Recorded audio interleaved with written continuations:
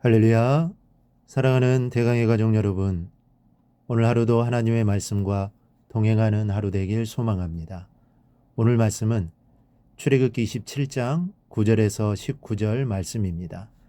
너는 성막에 뜰을 만들지니 남쪽을 향하여 뜰 남쪽에 너비가 100규빗의 세마포 휘장을 쳐서 그 한쪽을 당하게 할지니 그 기둥이 수물이며 그 받침 수물은 노수로 하고 그 기둥의 갈고리와 가름대는 은으로 할지며 그 북쪽에도 너비가 100규빗의 포장을 치되 그 기둥이 수물이며 그 기둥의 받침 수물은 노수로 하고 그 기둥의 갈고리와 가름대는 은으로 할지며 뜰의 옆 곧 서쪽에 너비 신규빗의 포장을 치되 그 기둥이 열이요 받침이 열이며 동쪽을 향하여 뜰 동쪽의 너비도 신규빗이 될지며 문 이쪽을 이하여 포장이 15규빗이며 그 기둥이 셋이요 받침이 셋이요 문 저쪽을 위하여도 포장이 15규빗이며 그 기둥이 셋이요 받침이 셋이며 뜰문을 위하여는 청색 자색 홍색 실과 가늘게 꼰 배실로 수놓아 짠 20규빗의 휘장이 있게 할지니 그 기둥이 넷이요 받침이 넷이며 뜰 주위 모든 기둥의 가름대와 갈고리는 은이요 그 받침은 노시며 뜰의 길이는 100규빗이요 너비는 신규빗이요 세마포 휘장의 높이는 5규빗이요 그 받침은 노시며 성막에서 쓰는 모든 기구와 그 말뚝과 뜰의 포장 말뚝을 다 노수로 할지니라. 아멘. 본문은 성막의 뜰, 울타리에 대한 설계도를 기록하고 있습니다. 장막의 울타리의 기둥은 모두 60개로 되어 있고 성막 뜰의 크기는 동서방향으로 45m, 남북 방향으로 22.5m이고 동편에는 9m 높이의 문이 만들어져 있습니다. 그리고 입구를 제외한 나머지 부분은 세마 포장이 쳐져 울타리를 형성하게 된 것입니다. 오늘은 이 울타리에 대해 살펴보기로 하겠습니다. 먼저 울타리는 예부의 접근을 막아주었습니다. 본문을 보면 성막 뜰을 만들되 뜰 사면에는 세마포 포장을 치게 하였습니다. 이 세마포 포장은 거룩한 성막과 예부를 구별해주는 역할을 하였습니다. 이는 거룩한 교회와 세속이 서로 섞일 수 없으며 교회는 세상과는 다른 거룩한 곳으로 구별되어야 함을 가르쳐주는 것입니다. 이는 물론 교회 건물 자체가 세상과 다른 것과 비교해서 특별히 거룩하다는 의미는 아닙니다. 이는 다만 성도와 성도들의 공동체인 교회가 오직 하나님의 말씀을 따라 행함으로 제약된 세상으로부터 거룩이 구별되어야 함을 의미하는 것입니다. 교회가 스스로를 세상으로부터 거룩히 구별하지 않을 때 그 교회는 더 이상 교회로서의 존재, 의의를 상실하고 마는 것입니다. 그런데 오늘날 교회를 보면 세상에 잘못된 관습들이 나타나고 있습니다.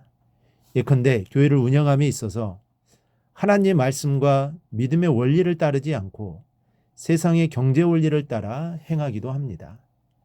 그러한 것들이 세상적인 관점에서 보면 지혜롭고 합리적인 것 같이 보일지라도 하나님 앞에서는 결코 용납될 수 없는 것들입니다. 교회는 하나님께서 자신의 거룩한 목적을 이루기 위하여 세우신 곳으로 하나님의 말씀 위에 어떠한 세상의 원리와 관습도 들어와서는 안 되는 것입니다. 따라서 성도는 언제나 자신을 살펴 세상의 생각을 쫓지 않을 뿐만 아니라 교회 안에 세상적인 것들이 들어와 있지는 않은지 잘 살펴서 교회가 하나님 앞에 거룩함을 유지하도록 최선을 다해야 하는 것입니다. 성막은 거룩한 곳입니다. 하나님께 제사를 드리는 곳이요, 죄인이 나와 용서를 받는 곳이요, 지성소는 하나님이 임재해 계신 곳입니다. 거룩하신 하나님이 임재하시는 곳이니만큼 하나님의 거룩과 신성함이 예부로부터 더럽혀져서는 안 되는 것입니다. 당연히 죄인이 하나님 앞에 나아갈 수 없는 상황입니다. 죄를 안고 있는 인간은 하나님께로 나아갈 수 없습니다. 그러나 정말로 다행스러운 것은 하나님께서 인간에게 출입구를 마련해 주셨다는 사실입니다. 울타리에는 유일한 문이 있습니다. 울타리로 둘러싸인 성막에 인간이 접근할 수가 없습니다. 그런데 하나님께서 큰 은혜를 주신 것은 동편에 세워진 유일한 문입니다. 그 문을 통해서 인간은 성막 안으로 들어갈 수 있게 되었습니다. 이것은 구원의 문임에 틀림없습니다.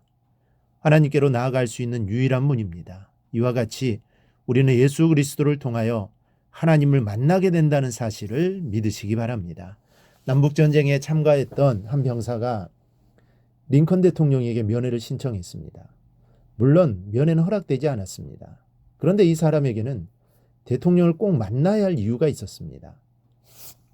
나는 조국을 위해서 목숨을 바쳐 싸웠고 그래서 이렇게 상처를 입고 부상을 당했지만 전쟁이 끝난 후에도 아무런 보상을 받지 못했습니다. 나는 이 억울한 사정을 대통령을 만나 꼭 아뢰고 싶습니다. 날마다 찾아와 예언을 해도 백악관의 경비원들은 그를 쫓아내기만 했습니다. 그러던 어느 날 링컨 대통령의 넷째 아들 테드가 백악관에서 놀다가 이 부상병이 경비원에게 애원하는 모습을 보았습니다. 테드 링컨은 그에게 가서 왜 그러냐고 물었습니다. 이 병사는 자기의 모든 사정을 들려주었습니다. 그러면 저를 따라오세요. 테드 링컨이 병사의 손을 잡고 가는 것을 경비원들이 막으려 합니다. 이 아저씨는 내 친구입니다. 저와 할 이야기가 있습니다. 그래서 이 병사는 링컨 대통령을 만나 자기의 사정을 아뢰 수 있게 되었고 대통령이 특별한 보호를 받게 되었다는 기록이 있습니다. 예수님은 우리의 중재자이십니다. 그분은 나의 유일한 구원의 문이십니다. 그분을 믿는 사람은 하나님의 자녀가 될 수 있으며 하나님의 은혜의 바다로 나아갈 수 있습니다. 예수님은 구원의 문이요 유일한 문입니다. 삶이 어렵다고 저를 찾을 수도 없고 전쟁이를 찾아갈 수도 없습니다. 오직 나를 구원해 주실 분은 예수 그리스도뿐이시라는 것을 믿으시기 바랍니다. 또 하나 울타리는 들짐승으로부터 성막을 보호해 줍니다. 울타리는 하나님의 거룩한 성막을 거룩한 곳으로 보호해 주고 있습니다. 이처럼 예수님은 우리로 하여금 보호자가 되어 주십니다. 사실 우리는 연약한 존재입니다.